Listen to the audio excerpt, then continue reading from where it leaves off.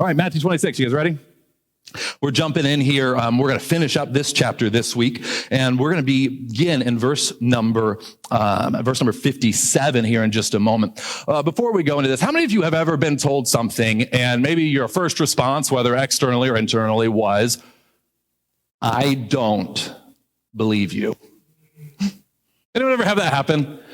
Maybe one of your kids, most kids between the ages of like 3 or 4 and 7 or 8, sometime in that span enter the lying phase. If you're a parent, you know this. If you are alive, you probably went through it. I'm sure there are some exceptions to this, but most kids I've known between about those ages, there's just this lying phase. And sometimes they don't even know that they're lying, right? They just believe this thing that's fantastical. And maybe when you were in grade school, I know when I was young, Nintendo 64 was on the market, and it was a big thing. And we didn't have the internet quite as accessibly as we do today. So you couldn't jump online and Google if something was true. And there was a kid in my class that I believed him for the longest time. His dad worked at Nintendo. I don't know if you're aware or not, Nintendo does not have headquarters in rural Indiana, where I lived growing up. And so I can say very assuredly, his dad, now as an adult, I can say very assuredly, I don't think his dad worked for Nintendo. But in that moment, man, I just believed it. I was like, wow, his dad worked at Nintendo and they're doing this thing and it's going to be, and I just, all of these theories that his kid said because his dad worked at Nintendo. Maybe you knew a kid like that. Maybe you were the kid like that. Maybe you're the kid that lied to me when I was a 3rd grader and I believed you. But the fact is that oftentimes, we experience things where we look around and we say, whether someone's lying intentionally or whether it's, a truth that they believe that's just inaccurate, that happens all the time. And we say, well, I don't believe that to be true. And it's one thing not to believe everything that comes out of the mouth of another human being, because we are all fallible, which means we all make errors, and we are all sinful, which also means this. At some time or another, we all lie, right? At the same time, some of us, if not, I'm going to take back some of us. I'm going to take back that phrase. All of us, at some times in our lives, not only begin to have the approach of, I don't believe you, to another peer or an individual, but we go a step further. And we, in fact, at times, whether by our words or our actions, say to God, I don't believe you. I don't believe you. You know what we call this? Faithlessness. Faithlessness. And at some time or another, all of us are going to have a faithless moment. Even the most faithful Christian will have a moment when they are faithless. It's going to take place. It's going to happen in your life at some time or another. And you say, well, it's already happened. I would be willing to bet that it's going to happen again. Because sometimes we're just faithless.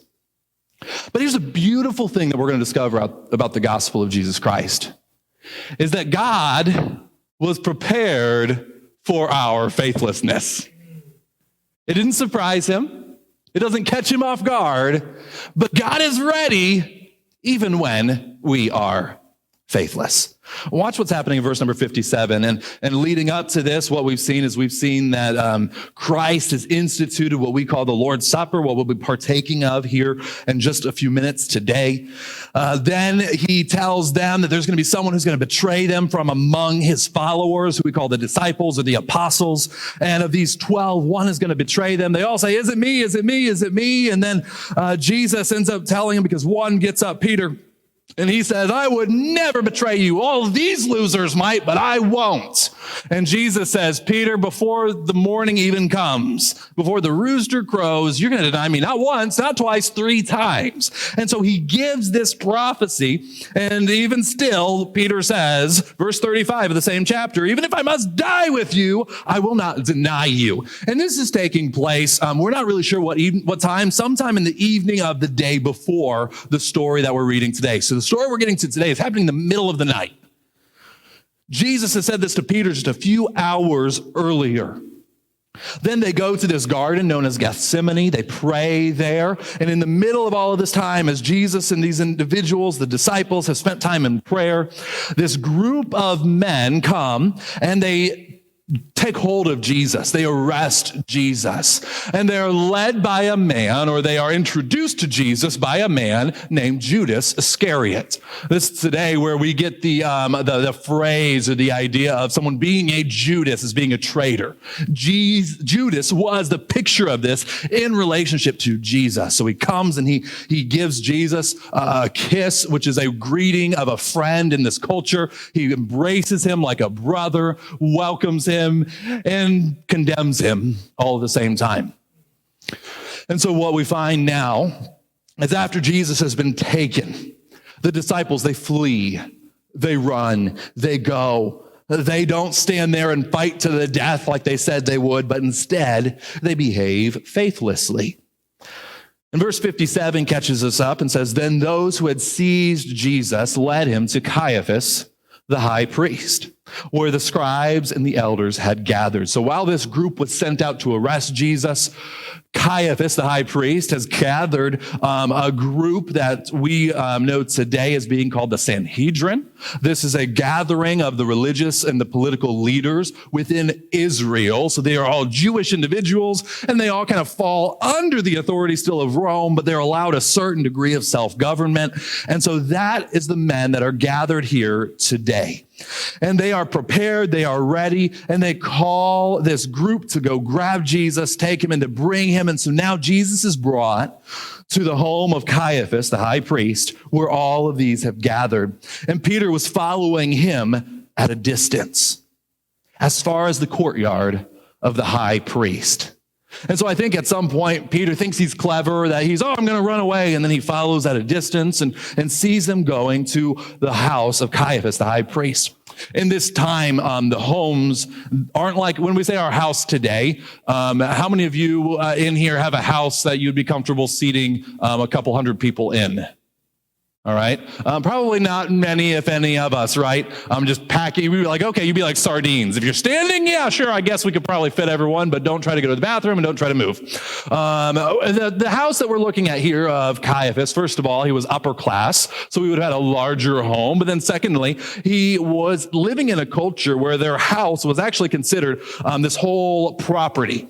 And so oftentimes the way these homes would be set up is there would be a living area, but much of the home was actually for gathering. And so there would be large courtyards and even courtyards surrounded by other spaces. And so some hall is where these men have gathered. And then Peter and others, servants especially, are outside after dark, probably keeping watch to some degree, especially with Caiaphas having all these people over. They're kind of mingling, and Peter's hoping to get by in all the commotion unnoticed in the courtyard. He's following Jesus, and we don't know exactly why, but maybe he's looking for an opportunity to redeem himself. Or just a few moments earlier, he had taken his sword out and he had cut off the ear of one of the high priest's servants. Jesus has miraculously healed this. And then he tells Peter, he says, put away your sword. Put it in its place. And so maybe Peter thinks that, okay, this is for later. And so we don't know, but we see that Peter's following Jesus even still. Then what's going on in verse 59? The chief priests, the whole council, they're seeking false testimony against Jesus that they might put him to death, but they found none, though many false witnesses came forward. I think what's happening here, Matthew clarifies that these are false testimonies that they're seeking, but I don't know that they at the time would have said these are false testimonies. Hey, who's willing to lie? Because there were individuals that were coming forward and willing to lie. But I think the priests and the leaders of this time, the Sanhedrin, I think they were looking for a testimony that they could actually latch onto and in some way justify as believing it to be true and being condemning of Jesus. But they found none in verse 60. So people are coming and they're testifying and there's not enough evidence and they're looking around and they're saying, this isn't justifiable. This doesn't meet the standards of our laws. And then what happens? At last, two came forward and said, this man said, I am able to destroy the temple of God and to rebuild it in 3 days. And that's a close statement to actually what Jesus said. If you were to go over to John chapter number 2, you'll actually find that Jesus, in the first Passover of his earthly ministry, 3 years before this event that we're reading about today, he's standing in the temple, and he's standing nearby at least, and he says to those that are around him, he says, I'm telling you, you destroy this temple, and in 3 days, I'm going to raise it up. And so what temple did those surrounding him assume he meant? Well, a physical temple. What is he saying? He's going to destroy the temple of God and rebuild it? Who does this guy think he is? But in fact, John clarifies for us that Jesus is not speaking of a building temple. He was speaking of the temple of his body. He was prophesying of these things that were to come. But why did Jesus say it in such a cryptic way? Well, think about this. 3 years prior, very beginning of Jesus' earthly ministry, he's saying the thing that's going to lead to his condemnation. Isn't that incredible? When Jesus said those words, we understand that Jesus, he knows all things, right? He's the Son of God. He is God in the flesh. When Jesus says those words, don't you think he knows that these are going to be the very words that come back and get used as a testimony against him? And yet he says them anyways. And so he makes this statement, destroy the temple. It's misunderstood by these individuals. And understand this, Jesus doesn't speak up and clarify, does he? What happens next? The high priest stood up and said, have you no answer to make? What is it that these men testify against you? But Jesus remained silent. Jesus at this moment could have stood up and he could have said, oh yeah, I said something like that, but here's what I meant by it. But what does he choose to do instead? He chooses to behave like most of you guys are. He stays silent. He stays silent. Even in the middle of this temptation to defend himself. Because remember, does Jesus want the cross? Is he excited for the cross? Is he like, yippee, crucifixion's coming? No. He is in anguish over these moments. And yet, he remains silent. And in fact, this fulfills prophecies that go back to the Old Testament, Isaiah chapter number 53. The Bible tells us that as a sheep before his shearers is dumb, meaning mute, meaning quiet, he didn't open his mouth. And so here we see Jesus before those who are coming to take him, and to end his life, he has no response. The high priest. So what does the high priest do? How many of you get, it's a little frustrating when you ask someone a question and they just refuse to answer it? Hopefully it's mostly your kids, although I know it happens with adults too sometimes. But man, you say something and they're just like, nope. Well, the high priest here, Caiaphas, he's like, okay, hello, I just asked you a question. And so what does he say in verse 63? He says, I adjure you, I command you, I tell you, by the living God, tell us if you are the Christ, the Son of God. And so he wants a straight answer. He wants Jesus to do one of two things here, really. He wants him to either condemn himself, because if this man gets up and says, I'm the Son of God, he's making himself to be equal with God. And what's the penalty of that? That's blasphemy. It's worthy of death. John chapter 10, we actually see this playing out in real time. Jesus makes a statement. He says, I and my Father are one. And the people hear that. The leaders hear that. And what do? They take up stones to stone him. That's blasphemy. And they're ready to kill him then and there. And so now he comes and says, hey, are you the Christ, the Son of God? And he wants an answer to be either able to condemn him, or he wants Jesus to say, no, this is a big misunderstanding. But at that moment, knowing that his influence is gone, knowing that the crowds that had flocked to him saying, oh, come see the Christ, the moment he denies that he's the Christ, they're out of there. So one way or another, he wants this to come to an end. And what's the response that Jesus gives? Verse 64, he says, you have said so. But I tell you, from now on, you will see the Son of Man seated at the right hand of power, coming on the clouds of heaven. So what option does he choose? Well, he chooses the first. He chooses the first. He says, you've said it. You've said it. And then he goes and he says this. He says, from now on, you will see the Son of Man. And understand this, the Son of Man, there's a lot going on in this phrase. The most significant of this, I believe, goes all the way back to the book of Daniel, chapter number 7, where Daniel sees this incredible vision of one that is like to a Son of Man. And where is that Son of Man seated? He's seated at the right hand of God.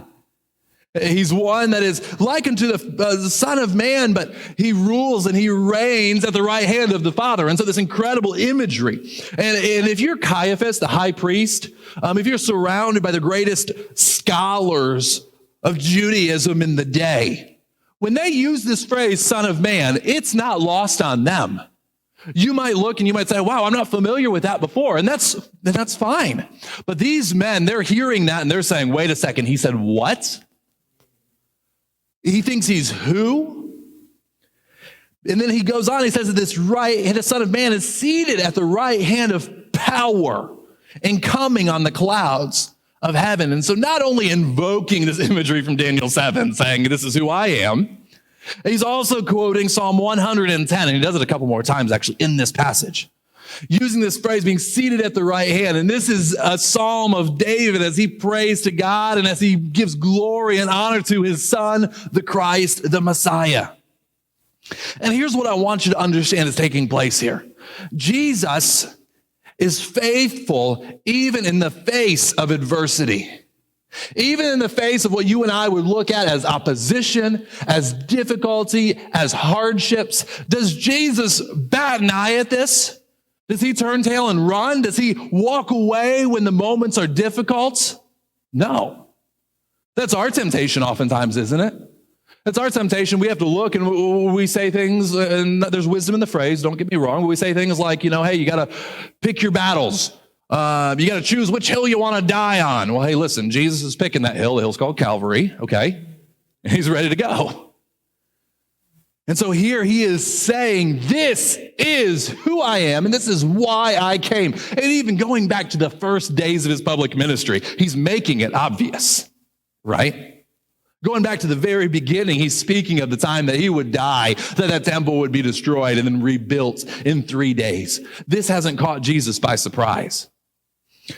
And so in the middle of all of this, Jesus is faithful, even in the face of adversity, and he declares who he actually is. And how does the high priest interpret it? Because some people make the claim, foolishly, I believe, that Jesus never claimed to be divine. He never claimed to be the Son of God. And I think this is one clear evidence that is not the case. Going along with John chapter 10 when he said, I and my Father are one, in the way that the crowds interpreted that as, oh, he's making himself equal with God. And so I think that that's a ridiculous claim. But here, watch the response, because if Jesus did not mean to be interpreted that way, watch how Caiaphas and the others hear it. Verse 65, the high priest tore his robes and said, he has uttered blasphemy. What further witnesses do we need?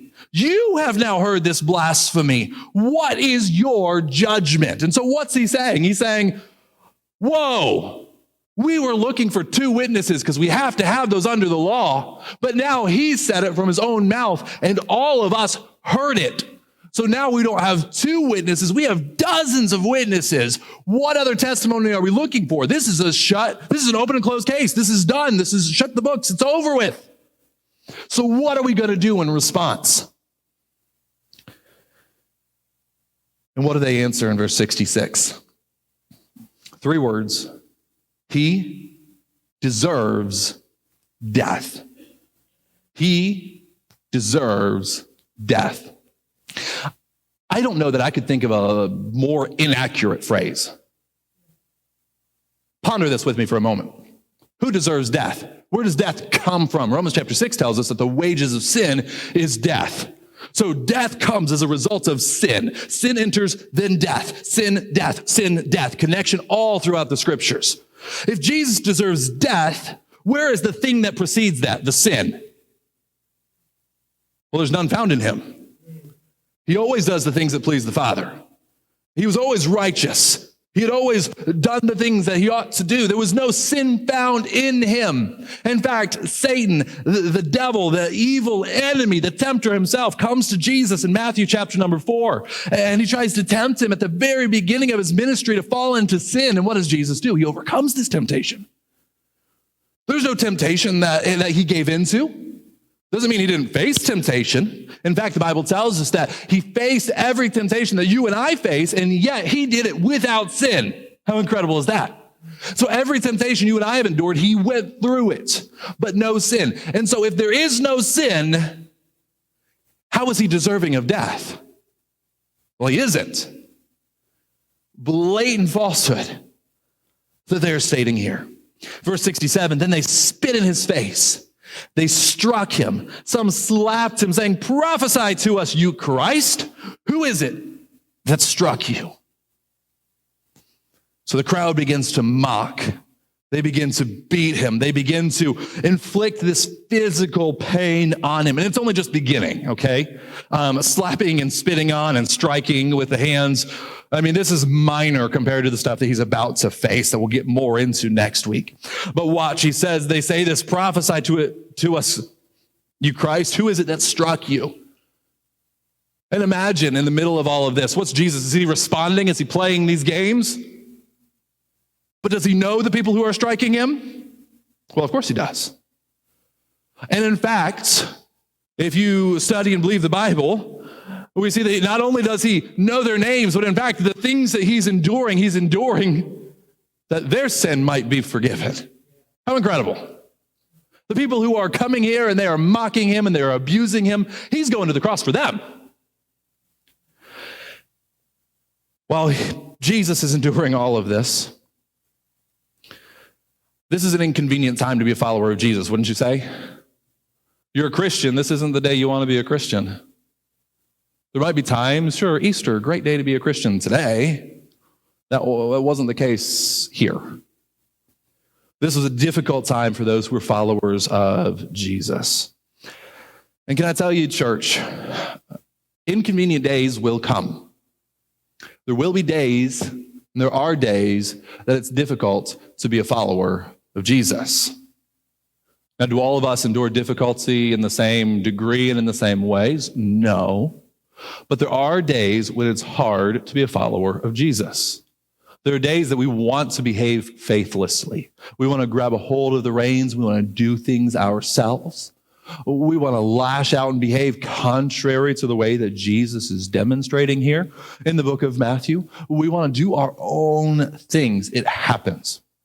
And as we live in a culture that is just increasingly secular, what we find that those inconvenient days continue to come. But we shouldn't be surprised by that. In fact, Paul writes to Timothy, very close to the passage that we read earlier today. He writes to Timothy and he says this fascinating statement. He says, all who will live godly in Christ Jesus will suffer persecution. All who will live godly in Christ Jesus will suffer persecution. So it's a mark of a believer. It takes place. Understand this with me. Godliness is and always has been and always will be countercultural. It's countercultural. You don't get godly just by being in the world. In fact, quite the opposite of that. And that's not new for us today. It's existed through every generation. But our godliness is countercultural. And that phrase countercultural, as I was studying and preparing for this, is the one that kept coming into my mind. And it's a fascinating phrase. It was coined back in the 60s, an era of just countercultural behavior, right? And there's almost this sense of like a rebellion to the term. And can I tell you, as a Christian, there's a large degree in which we're called to rebel, but we're not called to rebel against God or against godly authorities. We're called to rebel against the expectations that the culture in our world has placed on us. We're called to look around and say, oh, no, that's not how we're going to behave. Because our culture today has taken on a mentality that's, oh, live and let live. Other people can have their beliefs. And here, listen, I believe strongly in the freedom of religion that we have here in our country. That's a beautiful thing. But going a step further to tell those, hey, believe what you want to believe, but don't bother other people with it, that's contrary to the gospel of Jesus Christ. Because the gospel of Jesus tells us to go into all the world and preach the gospel to every creature. If you're supposed to preach the gospel to every creature, don't you think that includes the people that make up the populations of this world? Well, absolutely. Now, don't you think we're going to run into people that have different beliefs about God and different beliefs about this world as we do that? Yeah. Does that mean that we shouldn't do that out of fear of offending them? Can I tell you, Christians, the gospel's offensive. It is offensive. That doesn't mean we have to be offensive in our behavior and how we go about that. That's not what I'm saying. The gospel in itself is offensive. Paul calls it a stumbling block and a rock of offense. Hello? But that doesn't get us off the hook for taking the gospel to those who need it. And so we go into places where they look and they say, that message that you have, it's not welcome here. And we say, hey, listen, I serve someone who's a lot bigger and I respect and fear a lot more than you. So we're doing it anyways.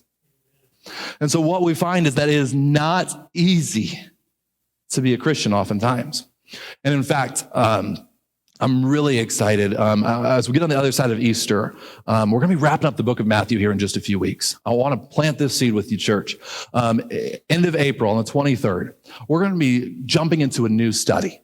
We're going to finish up Matthew, and so I've been having people ask, what are we doing next? We're going to jump into, and we're just going to go through the first 3 chapters of the book of Revelation. And what we find in Revelation is we find a church. We find 7 churches, in fact, that are surrounded by godlessness, while they are called to godliness. And so Jesus himself, I love this, because Jesus himself reveals himself to John, says, hey, write these letters to these 7 churches. Here's what I have to say to each of them. And each of them, he gives them, many of them, he gives praise. Most of them, he gives criticism.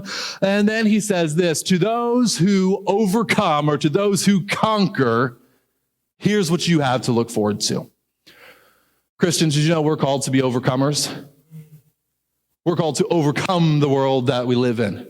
And in fact, the thing is about the world that's kind of funny is that oftentimes that world that we live in, when we're not careful, it gets inside of us. And so instead of overcoming the world, we become like the world. Sounds similar, not the same. And so what we're going to talk about is we're going to talk about overcoming. Overcoming. For 8 weeks, we're going to introduce and go through these 7 sections. We're going to talk about overcoming, what it means to overcome as a church following after Jesus. I'm thrilled just to begin this study with you. I've begun the preparation for it, and I can't express I think these things are so appropriate, both for our church as well as the culture that we live in.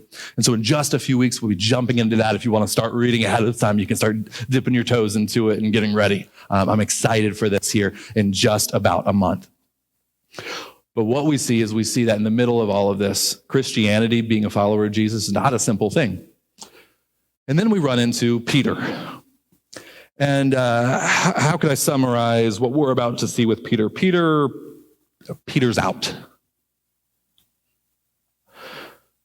Watch what happens in verse 69. Now Peter was sitting outside the courtyard, in the courtyard. A servant girl came to him and said, you also were with Jesus, the Galilean. So the servant girl comes up, and what does Jesus do? Oh, you were with Jesus. I've seen you before. What does he say? He denied it before them all, saying, I do not know what you mean. I don't know what you're talking about. Oh, no, that's not me. When he went out to the entrance, another servant girl saw him, and she said to the bystanders, this man was with Jesus of Nazareth. He hears this. Again, he denies it with an oath. He says, I swear to you by, we don't even know what, but I swear to you by, I do not know the man. But now, as you can imagine, all this commotion's getting up, and they're like, yeah, no, I think that is the guy. All this is happening. And then after a little while, the bystanders came up and said to Peter, certainly you too are one of them, for your accent betrays you. You see, the problem with all of Peter's lying here is, where is Peter at? What city are they in? They're in Jerusalem, metropolitan area. They have a very distinct way of speaking. Where's Peter from? He's from Galilee. Maybe we could say it this way. He's a hick. And so he's in the city, and he's like, y'all don't know what you're talking about. And they're like, Peter, hello, dude. No, what do you think you are? We don't know exactly what, but man, he is coming and he's saying these things, and he's just like, they're like, no, you're not from here. We don't care where you're from, but it's not here. We know a Galilean accent when we hear one. And so they look at Peter and they're like, why are you lying about this? Your accent's betraying you. Then he began, watch this, he's so adamant against this. He began to invoke a curse on himself and to swear, I do not know the man. He gets irate at these true accusations. And as soon as these words come out of his mouth, watch this, immediately the rooster crowed. You kidding me? Immediately the rooster crowed.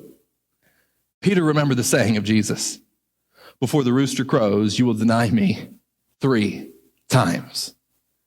Just hours before, the rooster crows, Peter remembers, and what does Peter do?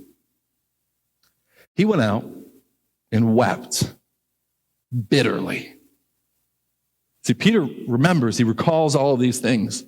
And the stuff that he said he would never do just hours before is exactly what he finds himself doing. Can I tell you, Christian, be careful those who think you stand, lest you fall. Isn't that what we see with Peter here?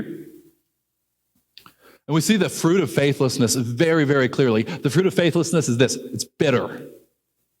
It's bitter. To this day, I like a lot of fruit. I don't like grapefruit. To this day. Something about it in my mouth, I take a bite, and I just feel like I get punched in the mouth by bitterness. I just can't get past it. Now take that, multiply it by 1 billion, okay? And then it's something you just can't get. Faithlessness brings about bitter results. In fact, the scripture tells us the things that aren't of faith, you know what they are? Sin. That's as simple as it is. And in fact, without faith, it's impossible to please God, Hebrews tells us. Without faith, it is impossible to please him. So what are you doing in your life that's taking any kind of faith right now? What's the thing that you're stepping out into? So many times we look around in our lives and we feel just, I'm unsatisfied by, I don't feel, this, that, the other thing. And we're content to just live faithlessly. Now listen, having faith and stepping out by faith doesn't mean that days are easy and, this is great and this is simple. And no, that's not what it means at all. But it does mean this. It means that we are following someone who knows better than you do. You want to live faithlessly? You want to just plot your own course and just march on your merry way? Cool. You know what that gets you? Lost. The fact is that the fruit of faithlessness here, we look at Peter, everything that's going on in his life, and some have asked me as I've had this conversation, taught this passage before, they said, is Peter a believer at this point? Is he a Christian at this point? To be honest with you, I don't know. There's some evidence that he had a head knowledge for sure. But we look at this and we're like, what do we see in 2 Timothy? If you deny him, he's going to deny you. But I'll tell you this, by the time we see Peter again in Acts chapter 2, something's happened. Because man, the boy gets up in front of thousands of people and says, hey guys, y'all killed Jesus. He was the Son of God. No sin was in him, and yet you did this. Man, that took some guts. That's the Peter he thought he was earlier this night. But through God, through the power of the Spirit, through the faith that he now has, that he's able to get out there and show by the proclamation of the good news of Jesus Christ. Man, how incredible the transformation that took place in just a couple months, if you care to know, about 50 days. So what we see is we see this, man, the fruit of faithlessness that he's dealing with right now, bitter. Because the thing is that as we're following Jesus, even through hardships, I mean, it's like a cloud with a silver lining. You're like, okay, yeah, this is dark. Yeah, I can't see in front of me. Yeah, this is discouraging, but I know Jesus is there with me. When we start blazing the trail on our own and Jesus is going that way and we're going that way, God help you. Okay? The fact is that maybe you're not aware of this, but you can be hard to love. Maybe it's a surprise for you. Me, never know. You can be hard to love. You say, Dave, that's really like, wow, what a harsh thing to say. Here's how I know it, because we all can be. Look at Peter here. Man, was Peter being hard to love? Every 5 minutes, Jesus is like, Peter, shut up. I mean, that's like, can you imagine being Jesus? You're going to your death. You're taking the sin of the world on your shoulders so that you can go to the cross, take the righteousness that you possess and give it to those who don't have their own righteousness, and take their sin on you. Can you just imagine what Jesus is going through? And every 5 minutes he's having to go, Peter, shut up. I mean, it's just incredible. And yet, as he's doing all of this, why does he do it all? I think John chapter 3, verse number 16, possibly the best known verse in all of the scripture, says it so well. This is why it's so beloved. Jesus is speaking and he says this: God so loved the world that he gave his only begotten son, that whosoever believes in him should not perish, but have eternal, everlasting, forever life. How incredible this is. That is good news. And here's what we call the good news. We call that the gospel. See, churches exist to advance the gospel of Jesus Christ. Did you know that? So take the gospel of Jesus from these seats, from this place, out into a community that is without Jesus. To make disciples, those who follow after Jesus, so that their lives can be changed, they can be made right with God. God receives all the glory, and then guess what? We go do it again. It doesn't end. It continues until Christ returns for us. And you know what? One of the things I love about the gospel is Jesus didn't come for perfect people. In fact, Romans chapter 5, verse number 8 says this: God commended, he demonstrated, he manifested his love toward us, in that while we were yet sinners, Christ died for us. He didn't die for you because you were good enough for it. No, quite the opposite. He died for you because you needed it.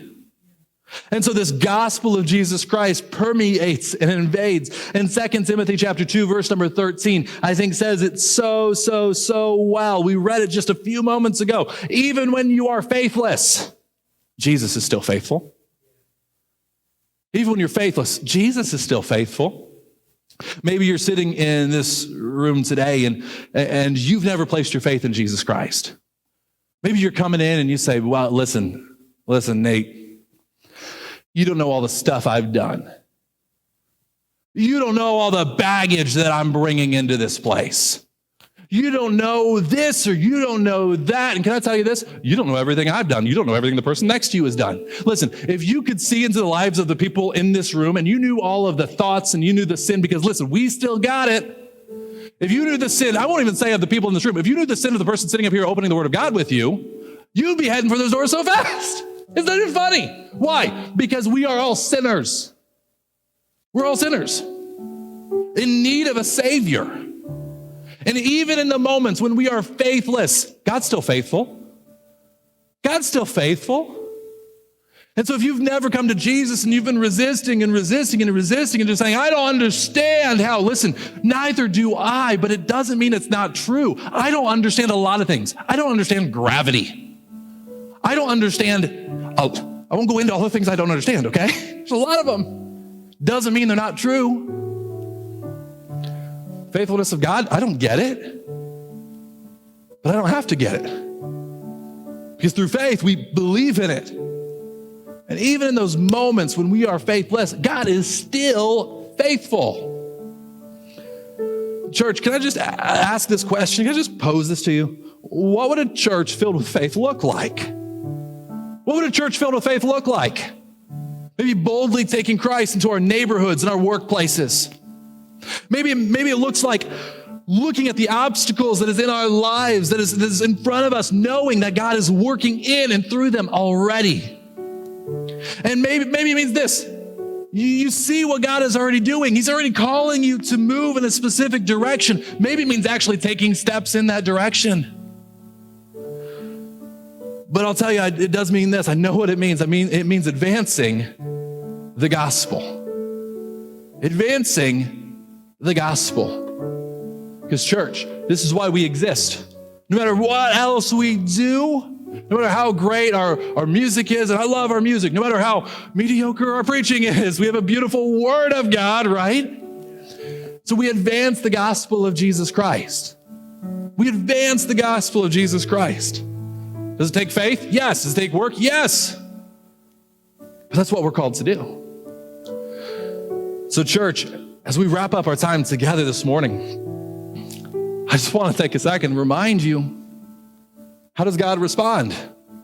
Not if, but when we are faithless. Answer, he's faithful. He's faithful.